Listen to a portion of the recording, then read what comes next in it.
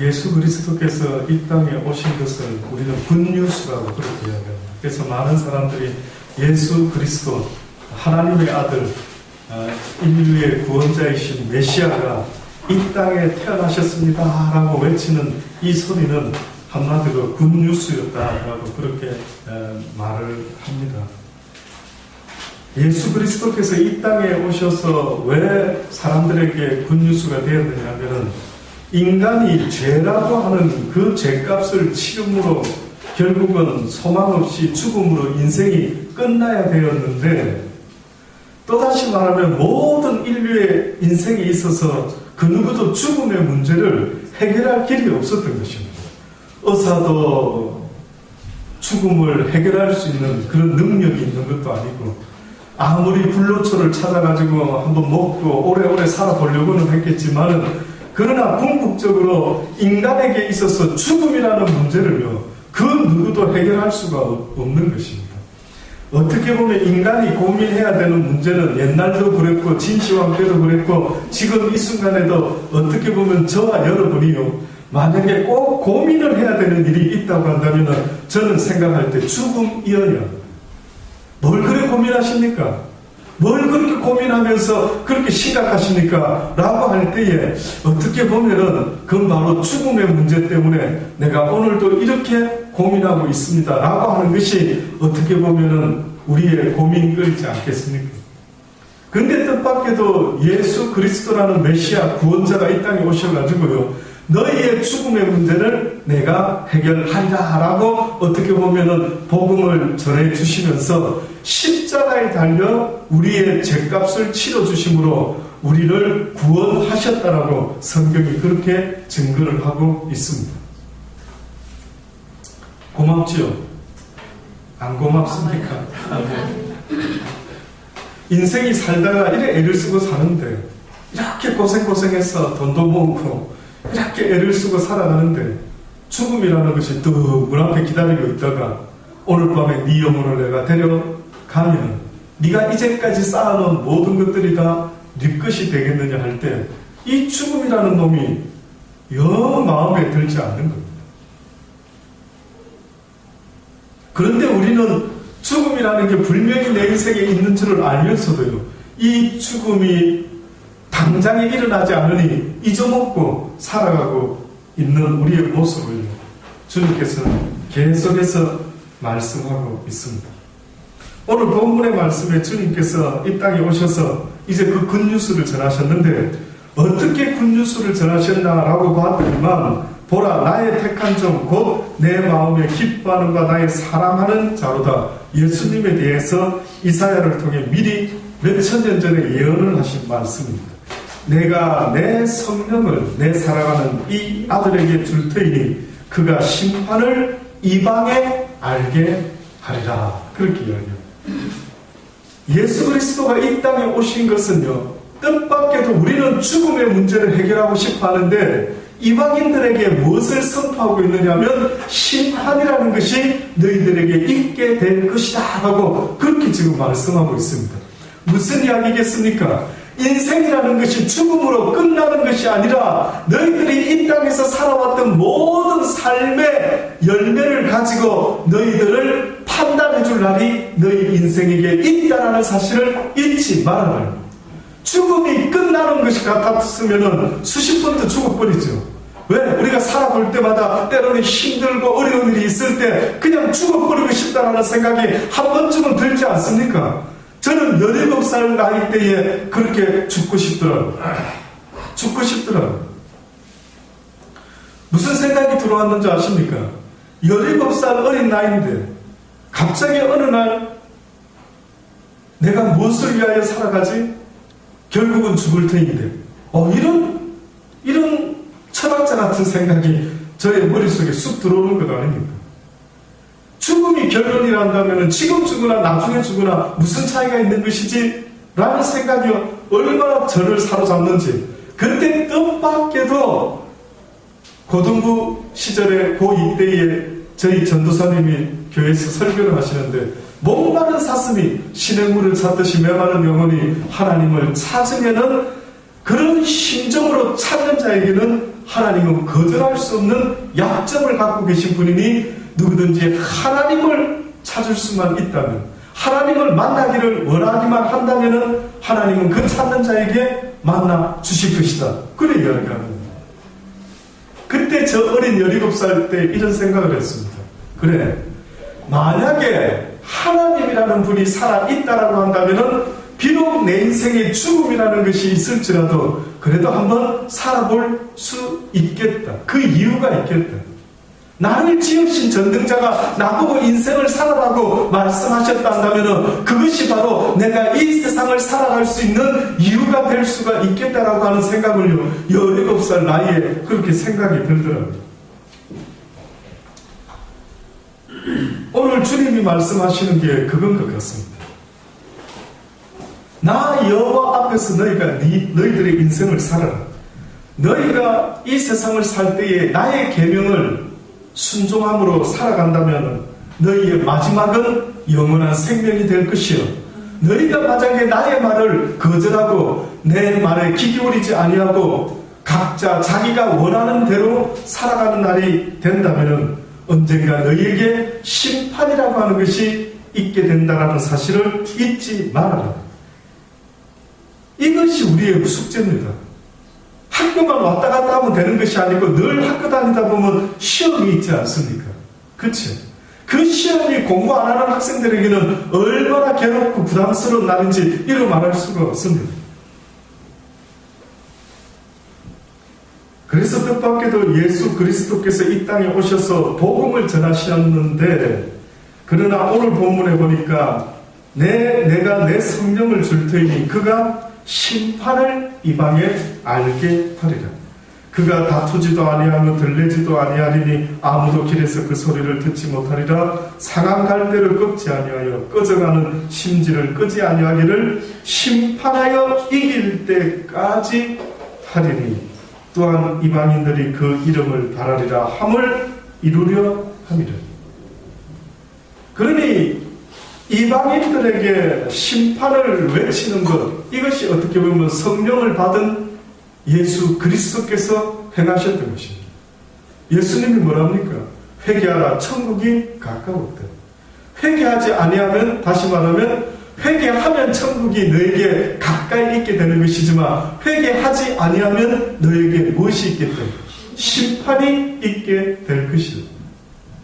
이거는 여러분이 듣고 싶지 않아도 이것은 이 세상을 지으신 분, 나를 지으신 그 하나님이라는 이름을 가진 그 전능자가 저와 여러분에게 듣든지 믿든지 안 믿든지 상관없이 분명히 알고는 있으라고 선포를 하십니다.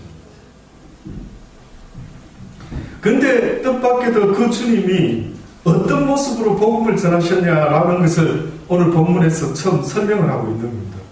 주께서 복음을 전하실 때 무섭게 두렵게 막 야단치면서 이렇게 복음을 전한 게 아니고 뜻밖에도요, 다투지도 아니하고 들레지도 아니하고 아무도 길에서 그 소리를 듣지 못하리라. 복음을 전하는 자의 모습을 이렇게 설명하신 것 같습니다. 성경에서는 자녀를 가르칠 때에, 하나님의 말씀을 전할 때에 어떠한 마음으로 전해라라고 말씀하십니다. 너희가 온유한 마음으로 전해야 돼. 복음은요, 야단치면서 전하는 게 아닌 것 같습니다. 하나님의 복음이라고 하는 것은 야단을 치고 혼을 내고 저주를 하면서 심각하게 물론 전할 수도 있겠지만 뜻밖에도 복음을 전하는 예수님의 모습을 우리에게 말씀하시는데 그분은 온유한 마음으로 복음을 전하셨던 거예요. 그 온유하신 주님께서 20절에 보니 상한 갈대를 꺾지 아니하며 꺼져가는 심지를 끄지 아니하기를 심판하여 이길 때까지 하리다 라고 말씀합니다. 상한 갈대 꺾지 아니하시고 꺼져가는 심지를 끄지 아니하십니다.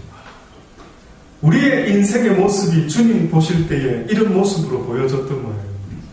저와 여러분이 이 세상을 힘있게 살아가고 능력으로 살아간다라고 말할 수도 있겠지만은요, 예수님께서 이 땅에 오셔서 우리를 구원하시기 위하여 심판이 있음을 알려주시고 너희가 이 세상을 사는 동안에 아무렇게나 살아서는 결코 되지 않는다라는 것을 말씀하시는데, 그 말씀하시는 그 주님의 눈에 비춰진 우리의 모습을 보니까 심히 안타까운 것은 너희의 살아가는 모습이 상한 갈대와 같아 보입니다.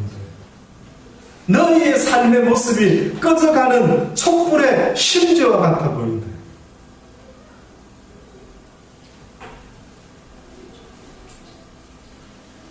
그들에게 이 복음을 전하심으로 결국은 그들이 심판을 이김으로 회개함으로 천국에 이룰 수 있게 되기를 간절히 원하시는 모습을 마태복음에서 마태가 먼저 표현을 했습니다.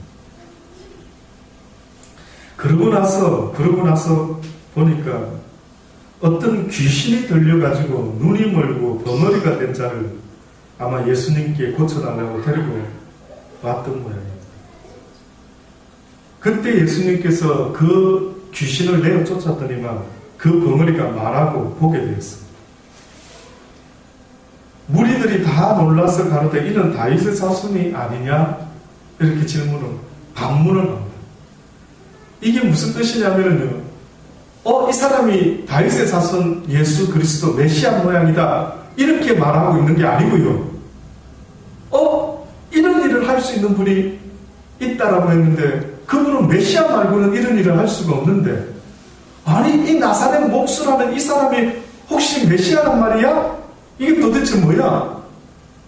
그는 다윗의 자손 가운데 왕족의 혈통에서 나와야 되는데 어째서 목수의 아들인 이 예수가 그 메시아란 말인가? 하고 이제 이들이 뭔가 조금 놀랬던 모양입니다.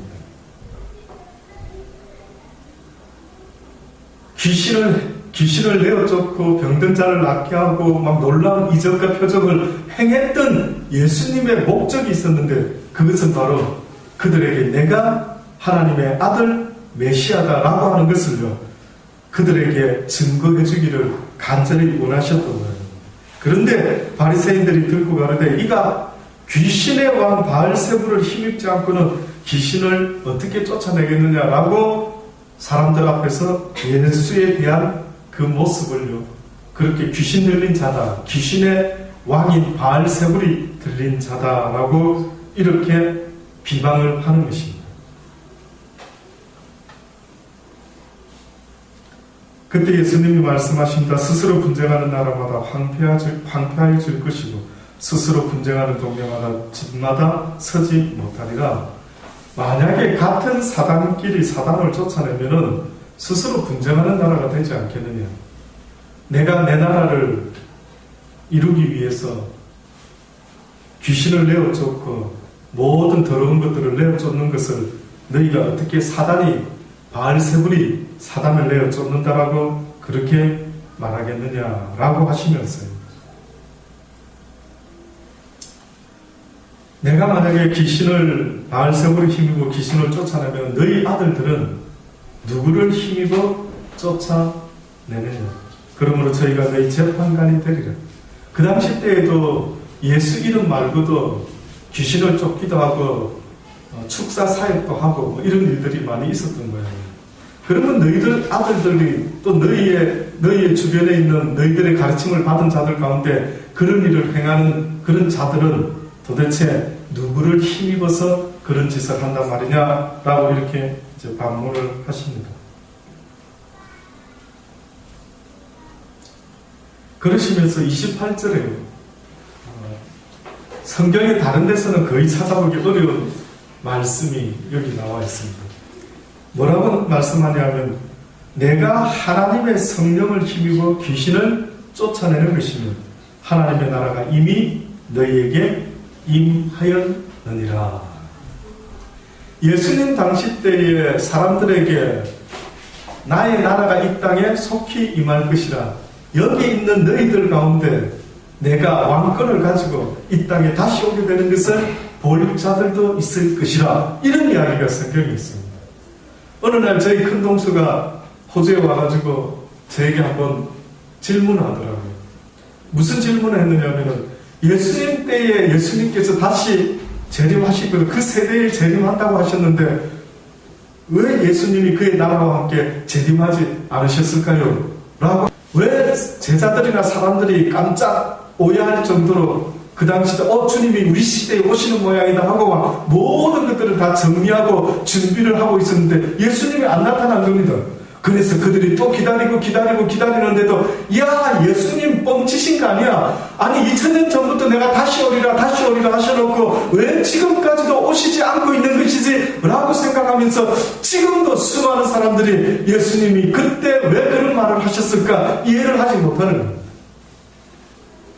그런데 뜻밖에도 사람들이요, 예수님이 이 땅에 오시는 것은 마지막 때에 오신다라고 약속을 하셨지만 이 세대에서도 나의 임함을 볼 자들이 있을 것이다 라고 했던 것은 하나님의 성령으로 말미암음을 전혀 예상하지 못했던 것입니다. 다윗도 구약의 수많은 선지자들이요, 예수님이 수많은 천군 천사와 함께 이 땅의 마지막 때 심판주로 오시는 것을 본 자들이 있었습니까? 없었습니까? 본 자들이 있었던 것입니다. 실제 본 것은 아니지만은 성령으로 하나님의 신으로 감동된 자들이요, 하나님께서 이 땅에 다시 오시는 것을 보고 사람들에게 예언을 했던 일들이 있었던 거예요. 그런데 오늘 주님께서 뭐라고 말씀하시냐면 친히 자신에 대한 초림의 예수님에 대한 이야기를 하시면서 하나님의 성령을 힘입어서 귀신을 쫓아내는 것이면 뭐라고요? 하나님의 나라가 임하였다. 귀신이 물러가는 세상, 이 세상의 임금이 사단이라고 이야기를 했는데 이 사단이 물러간다라고 하는 것은 곧 하나님의 나라가 이 땅에 임한 것이다 라고 성경이 말씀하시면서 귀신이 너 인간의 몸속에서 떠나갔다라고 하는 것은 곧 네 심령 가운데 하나님의 나라가 임하게 된 것이다. 네.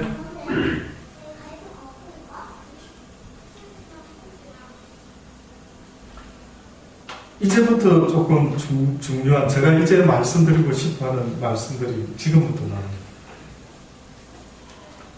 그러고 나서 성경에 뭐라고 말씀을 하시느냐 하면 30절로 보면 나와 함께 아니하는 자는 나를 반대하는 자요 나와 함께 모으지 아니하는 자는 해치는 자니라. 그러므로 내가 너희에게 이르노니 사람의 모든 죄와 해방은 사심을 얻되 성령을 해방하는 것은 사심을 얻지 못하겠고 또 누구든지 말로 인자를 거역하면 사심을 얻되 누구든지 말로 성령을 거역하면 이 세상과 오는 세상에도 사심을 얻지 못하리라.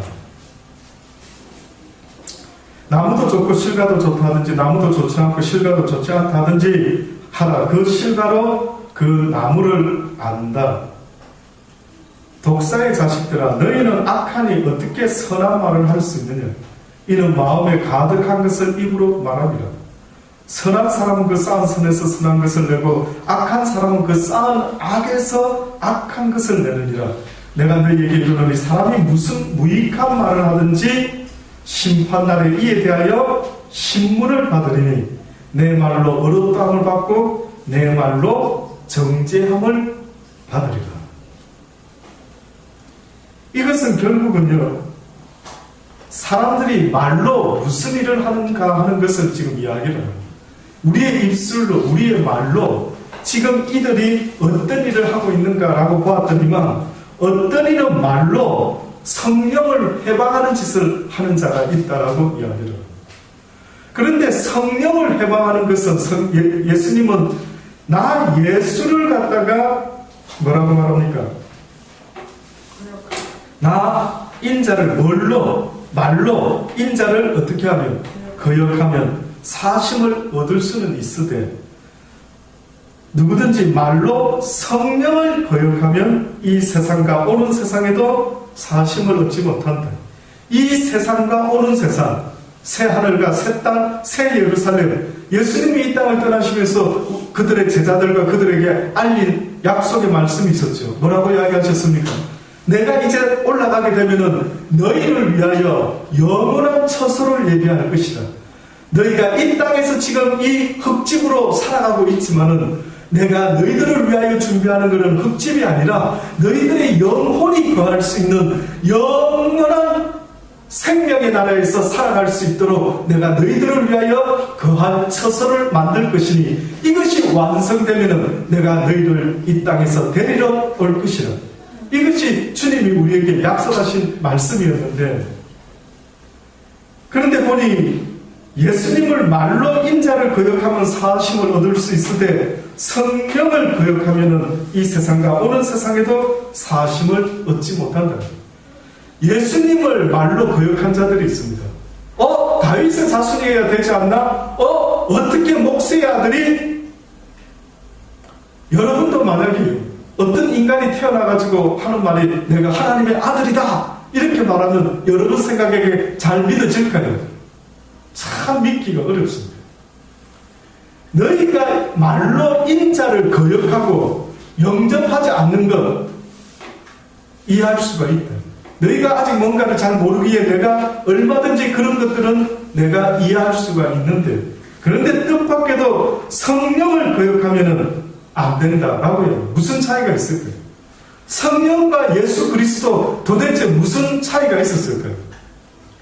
성경에 보면은 성부와 성자와 성령이라는 이야기를 합니다. 성부라고 하는 하나님에 대해서 유대인들은 어떻게 믿어 심지 않고 아느냐면, 성부 하나님은 온 세상을 창조하신 하나님이시라고 믿어 심죠. 그래서 성부의 역할이 뭘까라고 할 때 성부는 온 세상을 창조하시는 능력의 상징이다라고 그렇게 해요. 그 성자가 있죠.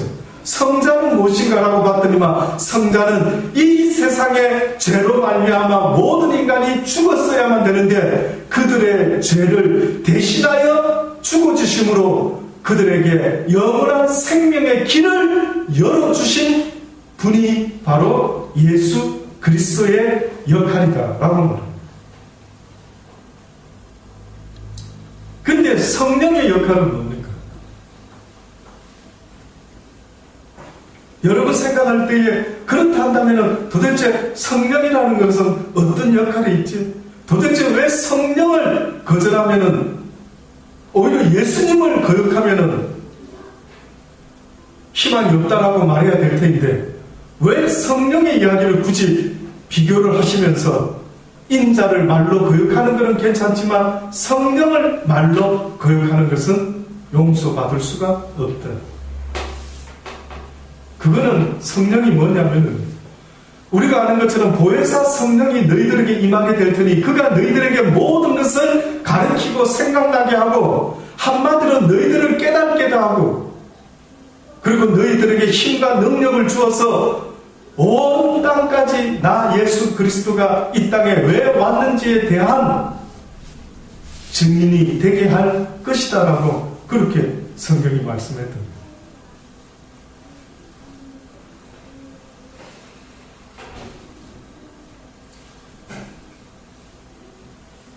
성령의 역사라고 하는 것은 지금도요, 하나님의 복음을 전파하여 그들로 하여금 회개케 하는 사역을 감당하고 있습니다. 그래서 그들의 삶이 이제는 자신의 뜻대로 사는 것이 아니라 하나님의 뜻대로 살아갈 수 있도록 성경은 우리에게 성령을 통하여 그 복음을 증거해라고 말씀하는데 성경에 보니 뜻밖에도요, 그러지 못하는 자들이 있었던 것입니다.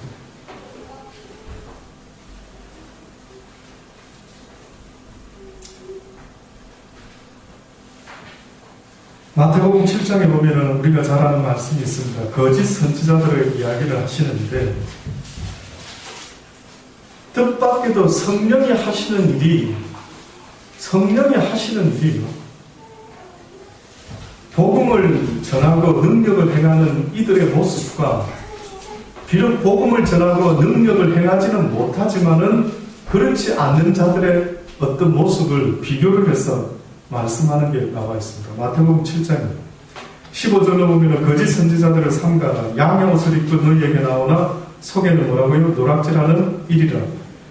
그의 열매로 그들을 알지니 가시나무에서 포도를 또는 은금피에서 무화과를 따겠느냐. 이와 같이 좋은 나무마다 아름다운 열매를 맺고 못된 나무가 나쁜 열매를 맺나니 좋은 나무가 나쁜 열매를 맺을 수 없고 못된 나무가 아름다운 열매를 맺을 수 없나니 좋은 나무가 나쁜 열매를 맺을 수 없고 못된 나무가 아름다운 열매를 맺을 수 없나니 아름다운 열매를 맺지 아니하는 나무마다 어떻게 된다고요? 찍혀 불에 던집니다. 자, 지금 방금 읽었던 말씀과 오늘 본문에 방금 우리가 읽었던 그 본문의 말씀에 보면은 누구든지 말로 인자를 거역하면 사심을 얻되 누구든지 말로 성령을 거역하면 이 세상에 오는 세상에도 사심을 얻지 못하리라 라고 하시면서 나무도 좋고 실과도 좋다고 말하든지 나무도 좋지 않고 실과도 좋지 않다 하든지 하라. 그 실과로 나무를 아느니라. 독사의 자식들아 너희가 악하니 어떻게 선한 말을 할 수가 있겠느냐. 이는 마음에 가득한 것을 입술로 말하고 있다라고 이렇게 지금 바리새인들을 지적합니다. 바리새인들이 원래 회당에서는 선한 말만 합니다. 성경의 말씀. 저처럼 교회에서는 복음을 이렇게 열심히 성경을 전하고 가르치는 그런 일을 했던 그 사람한테 지금 예수님이 너희가 만약에 선한 것을 쌓았다면 선한 말을 할 수 있을 텐데 너희 마음이 심히 악하니 어떻게 선한 것을 낼 수가 있겠느냐. 이들의 가장 큰 문제는 그들 속에는 악이 잔뜩한데 겉으로는 누가 봐도 하나님을 잘 전하고 잘 믿는 사람 같아 보였던 그들이 하나님의 어떻게 보면 심판의 1순위였습니다.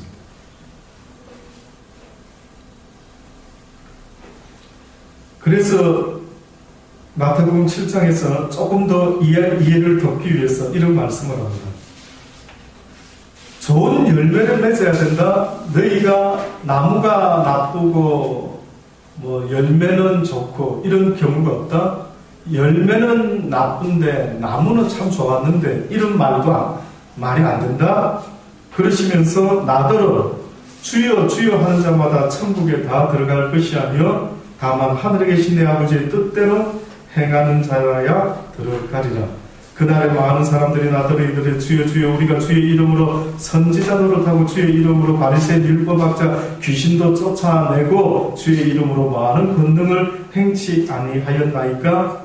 그때 내가 너희들에게 밝히 말하리니 내가 너희를 도무지 알지 못하니 불법을 행하는 자들아 내게서 떠나가라 하리라.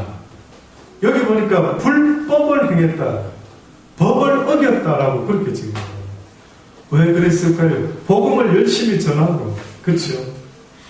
능력 귀신, 주의 이름으로 귀신까지 쫓았습니다. 주의 이름으로 하늘에서 불을 내리고 권세도 행하고 능력도 행했죠. 누가 봐도 이 사람들은 나무도 좋고 열매도 좋은 사람이다 라고 생각이 드는데 뜻밖에도 성경의 이 말씀들을 통해서 주님은 뭘 하느냐면 이런 일을 행한 그들을 하나님의 뜻대로 행하지 않았기 때문에 불법을 행한 자다라고 이렇게 말해요. 하나님의 뜻과 능력과 기적과는 정반대로 지금 이야기를 하고 있습니다. 그러면 결국 여러분이 뭔가 느껴지십니까? 성경에서 왜 능력도 행하고 기적도 행하고 이적도 행한 사람하고 하나님의 뜻을 쫓지 않았다라고 한다면 그 모든 행위는 다 무엇이 된다고요? 불법이 된다. 이렇게 지금 말씀합니다. 아무리 큰 교회 목사가 되고 아무리 연발이 있어가지고 능력을 행하고 뭘 했는데 뜻밖에도 그 사람에게서 하나님이 공이 보기를 원했다면 무슨 열매를 보기 원했다라는 겁니까? 선한 열매를 보기 원했는데 뜻밖에도 그 행위는 열매에 들지 않는다라고 말을 하고 있는 겁니다.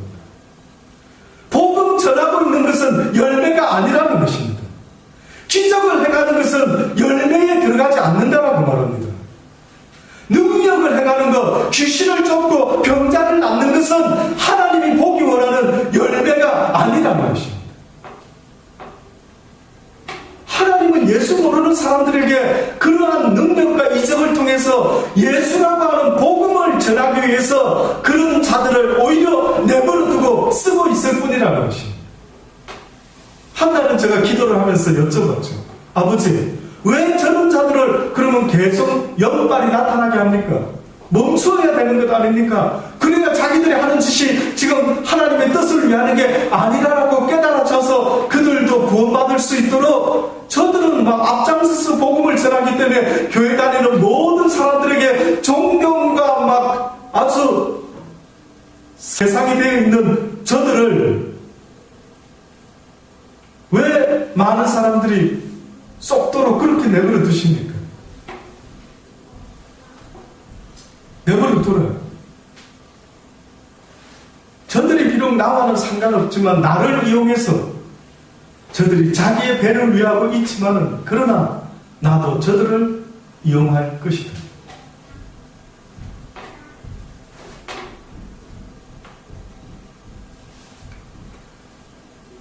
하나님이 사랑하시는 종들에게 그런 능력이 나타나면 더 멋지지 않겠습니까? 예. 하나님은 그래서 12제자를 통해서 놀라운 일들도 하시긴 하셨죠. 그런데 여러분 한번 상상해 보십시오. 여러분이 성령이 역사가 여러분을 통해서 일어나는데 병든 자가 일어나고 소경된 자가 눈을 뜨고 귀신이 막 도망가는 겁니다. 여러분 앞에서. 그러면 여러분 생각에 여러분의 마음에 무슨 생각이 들 수 있을까요? 너무 솔직하시네. 너무 솔직하시네. 교만은 시간 문제일 거죠. 이용우 목사가 지금 물된 동산교회에 있으니까 이렇게 있지 않습니까? 뭐 별로 교만할 것도 없으니까. 안 그렇습니까? 저는 어디 가면은 목사님들 모임에 한번 얼마 전에도 모임에 갔는데 그냥 조용히 한쪽 코너에 앉아있다고 봤습니다. 뭐 특별히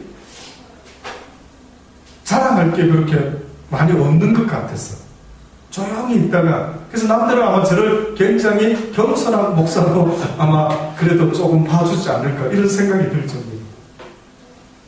근데 만약에 저한테 놀라운 능력이 아직 그 예수님의 12제자와 같이 정말 베드로와 같이 베드로가 안전뱅이를 만났을 때 성전 미문에 있는 그에게 뭐라고 말합니까? 은과 금은 내게 없지만 내게 있는 것으로 내게 주노니 나사렛 예수 그리스도의 이름으로 일어나 걸어라 했을 때 막 걸었거든요. 그랬더니만 주변 사람들이 뭐라고 했습니까? 어떻게 했다고 성경이 막 베드로를 주목한 겁니다. 어머나 저 사람 어머나 이렇게 했는데 그 베드로는 뜻밖에도 뭐라고 말합니까? 봐라 내가 조금 능력이 있다. 야 까불지 마라 내 앞에서. 안 그러면 막 혼날 줄 알아. 이랬던 게 아니라 뭐라고 말합니까? 너희들이 왜 나를 주목하지? 너희들이 왜 나를 대단하게 생각하려고 하지? 이것을 행할 이는 나다. 주님입니다. 주의 성령이 주님께서 이 일을 행한 것인데 너희는 어떻게 내가 이 일을 행한 것처럼 왜 나를 주목하느냐? 와, 이 마음이 아니고서는 하나님으로서는 결단코 그 능력과 따르는 표적과 이적을 허락하기가 심히 두려우신 거예요. 그런데 지금 오늘 성경에 우리가 마태복음 7장에서 보았던 이 인물들은 어떤 인물들이었느냐면 그렇게 왜 나를 주목하느냐 이렇게 말했던 자들이 아니었던 거예요. 그들은 이적과 기적을 행하는데도 불구하고 그것이 계속해서 역사가 일어나기는 했지만은 겉으로 봤을 때는 그들이나 12제자나 누구나 다 비슷해 보였는데도 불구하고 그들은 하나님께 인정을 받지 못하고 마는 것입니다. 결국은 12제자도 그들이 복음을 전했지만 그들에게 있어서 이 복음을 전하는 것은 직분이라고 말했어요. 말씀을 맡은 자로서 이 복음을 전하지 아니하면 부득불 전하지 아니할 수 없는 그 직분을 맡은 자로서 그 복음을 전했던 겁니다. 그들의 삶 속에서 그들도 무엇을 맺었을까요? 그들도 열매를 맺었던 것입니다. 그래서 그들은 복음을 전할 때 다툼으로 전했다? 싸납게 전했다? 호통치면서 전했다? 그게 아니라고요. 예수님이 복음을 전할 때에 무슨 대단한 나는 전혀 이 말에 해당되지 않는 자인 것처럼 전한 것이 아니라 들레지 아니하고 꺼져가는 심지도 상황 갈 때도 혹시나 또 부러질까봐 내 말을 듣고 그냥 정죄감을 받을까봐 내 말을 듣고 그들 스스로 심판의 자리에 떨어질까봐 한 영혼이라도 어떻게 하면 구원해볼까 하는 그 간절한 마음으로 복음을 전했던 거예요. 그래서 가르치는 자는 온유함으로 가르쳐야 되는 것을 말씀을 하고 있는 것입니다.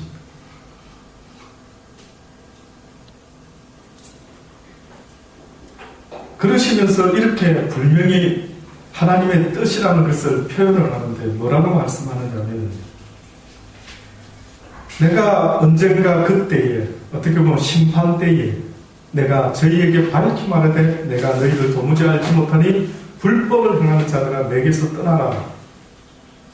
그러므로 누구든지 나의 이 말을 듣고 나의 이 복음을 듣고 결국 복음의 마지막 결론은 뭔지 아십니까 혹시? 복음이라고 하는 것은 물론 십자가의 도를 전하는 내용이 있죠. 그런데 이 모든 일들이 무엇에 의해서 시작됐다라고 말하는 게 있습니다. 복음의 끝이 있습니다. 복음의 끝이. 결국 복음의 끝은요. 시작은 회개하라 독사의 자식들아 천국이 가까웠다 예수께서 너희들을 죄 때문에 대신 십자가에 죽어줬다 어쩐다 저쩐다 이런 내용들이 당연히 있는데 그런데 그 복음의 맨 마지막에 무슨 이야기가 나와야 되는 줄 아십니까? 성경에 우리가 너무 잘 아는 요한복음 3장 16절에 뭐라고 말합니까? 하나님이 세상을 이처럼 사랑을 했다. 사랑 안 했으면 어떻게 됐을까?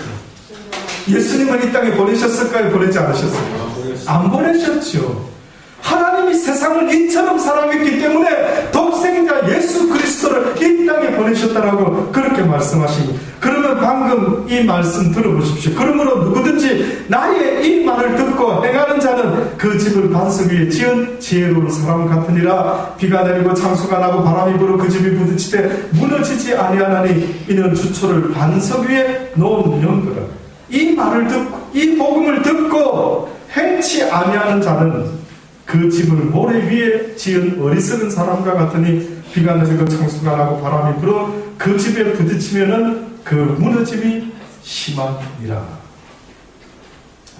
도대체 무슨 이 말이 뭐길래 왜 사람들에게 너희가 이 말을 가지고 살지 아니했다면 이 마음을 가지고 살지 아니했다면 아무리 복음을 전하고 아무리 무엇을 했다 할지라도 너희의 그 했던 직분을 가지고 내가 너를 평가하지 않는다. 복음을 전하는 것도 중요한데 지금 뭐를 말씀하냐면 어떠한 마음을 가지고 복음을 전했느냐 하는 것을 아버지는 더 보기 원합니다. 그래서 우리가 아는 성령의 열매라는 것은 뭡니까? 성령의 열매 첫 순위 사랑, 희락, 화평, 온유, 절제. 네가 무슨 마음가짐으로 복음을 전했는가 하는 게 더 중요해요. 그런데 그 마음가짐을 가지지 못하면 어려운 일이 있을 때 너의 인생들이 다 무너져 버리고 만단합니다. 무슨 마음이 없는 인생이 무너질까요? 결론적으로 하고 싶은 이야기가 너무 많은데 오후 시간에 기약을 하면서 결론적으로 말씀을 드리기 원합니다. 너의 인생이 살아가다가 어떤 어렵고 힘든 일이 있어도 무너지지 않는 인생이 있고 어떤 인생은 어렵고 힘든 일이 오면은 무너져버리는 인생이 있다. 그런데 이 말을 행하는 자는 반석 위에 집을 지은 자와 같아. 이 말이 도대체 뭐길래 어렵고 힘든 속에서도 이 말을 가지고 이 말을 지키며 살아가는 그들에게는 어떤 어려움과 힘듦도 끄떡없다. 뭘까요? 너무 어려운 질문인데 혹시 아실 수 있을지 모르겠습니다. 뭘 것 같습니까? 소신껏 말씀해 보십시오. 주저주저 하지 마시고, 좀 세상 오래 사신 분들은 정말 살아보니까 인생 살아보니까 진짜 이거 하나면 힘내겠던데, 이거 없으니까 아예 막 완전히 그냥 인생 끝장나겠던데 라는 위기감을 느꼈을 때가 여러분 스스로 볼 때 뭐였던 것 같습니다.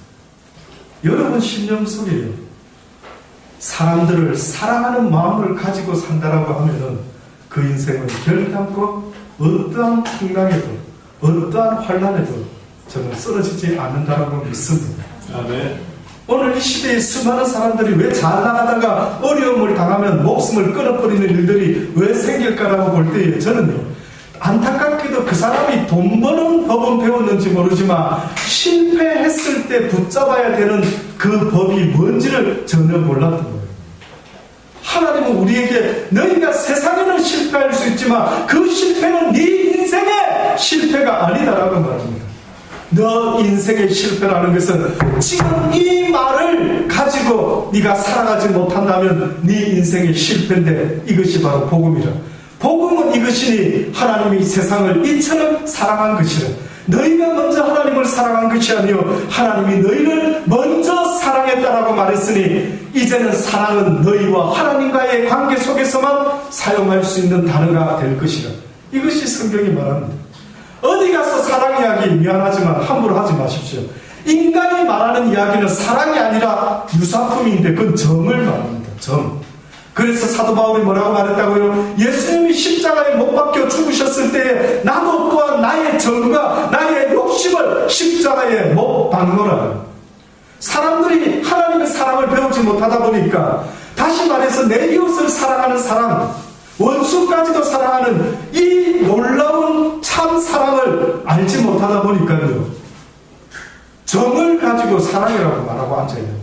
좋은 감정을 가지고 사랑이라고 갖다 붙이고 앉아있는 거예요. 좋은 감정은 뭔지 아십니까? 오늘 왠지 내가 입고 싶은 옷을 딱 입고 아침에 출근을 딱 할 때 그때 느껴지는 상쾌한 느낌, 이건 좋은 감정이에요. 좋아서 결혼했는데 어느 날 열받았다. 이것은 사랑을 한 게 아니라고요. 사랑을 한 게 아니라고요. 그 순간에 눈에 콩깍지가 씌어서 사랑하는 것처럼 보였지만 그것은 사랑이 아니라 정이었다. 하나님께서 우리에게 말씀하시는 것은 사랑은 너와 내 사이에만 쓸 수 있는 것이다.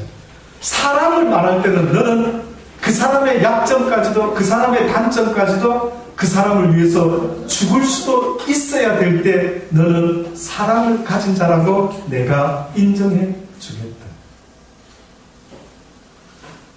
그런데 좋을 때만 사랑하는 것, 그건 사랑이라고 말하면 안 된단다. 아들아, 딸아, 너희가 아직도 사랑이 뭔지를 잘 모르고 살아가고 있구나.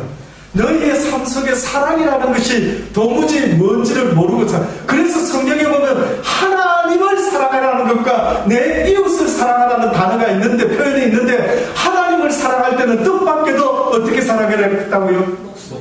네 마음을 다하고 목숨을 다하고 또 무엇을 다했어요? 힘을 다하고 뜻을 다하여 주 너희의 하나님을 사랑. 그러니 성경에서 말할 때 너희가 이 세상에서 뭘 사랑한다고 말할 때 그 대상은 only 누구만 되어야 된다. God만 되어야 된다. 오직 God이 바로 내 사랑의 대상이다. 그런데 뜻밖에도 내 이웃을 사랑할 때는 어떻게 사랑을 했습니까? 목숨 다 바치려 했습니까? 목숨 바치면 안 되는 겁니다. 그건 사랑이 아닌 것입니다. 그건 대상을 잘못 선택한 것입니다. 뭐 같이만 사랑해라고요? 네 몸같이만 사랑해라. 네 몸 챙기는 정도로만 사랑하는 사람이라고 말하는 그 사람에게 그저 네 몸 챙겨주듯이 그 정도만 해라. 그런데 막 목숨까지 다 바쳐서, 가끔 연애하는 커플들 보면은 자기 진짜 나 사랑해 그러면은 하늘의 별을 좀 따줘 해가지고 막 산으로 올라가는 사람이 있다고. 뭐 바다에서 뭘 가져와, 바다에 조개를 가지고 물속에 뛰어들어가 목숨 다 바쳐서, 얼마나 그것은 하나님이 보시면은 야 너희들 참 웃긴다.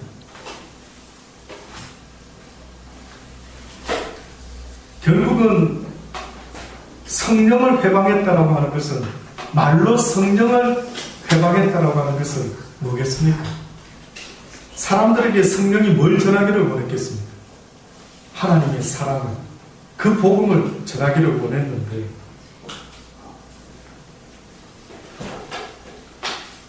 혹 예수 그리스도가 메시아가 하나님의 아들이고 왔다라는 게 믿어지지 않는 건 이해할 수 있어도, 사랑을 증가하는 그 일에 있어서, 그리스도의 사랑, 하나님의 사랑을 전하는 일에 있어서 그 누군가가 그 일을 막는 자가 있다면 그 자는 결단코 하나님 앞에서 용서함을 받지 못합니다.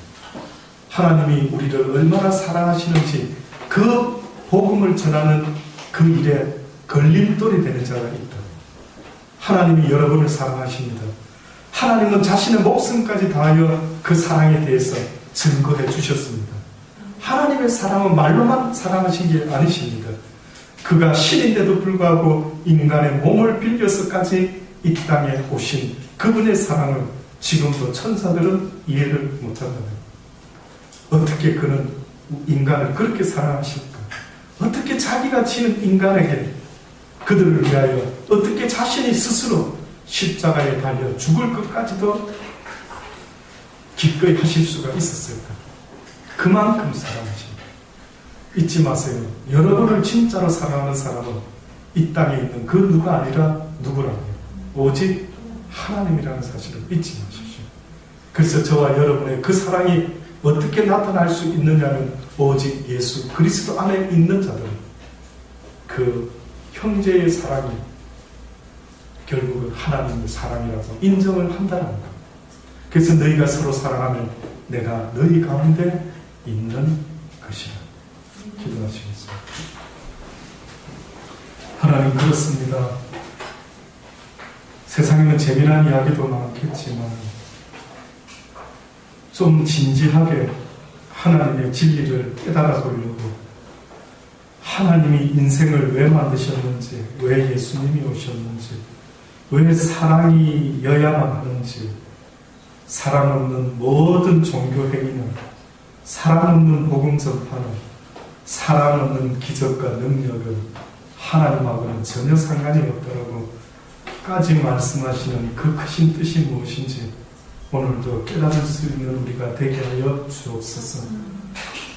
지금은 젊어서 잘 이해를 못할지 모르지만 아버지여, 살아가면서 그 하나님의 사랑, 그 진리를 날마다 깨닫기를 애쓰는 우리 모두가 되게 하여 주시옵고, 일주일에 한 번 모여지는 이 주일의 날이 아버지여 큰 복된 날이 되기를 간절히 바라고 원합니다.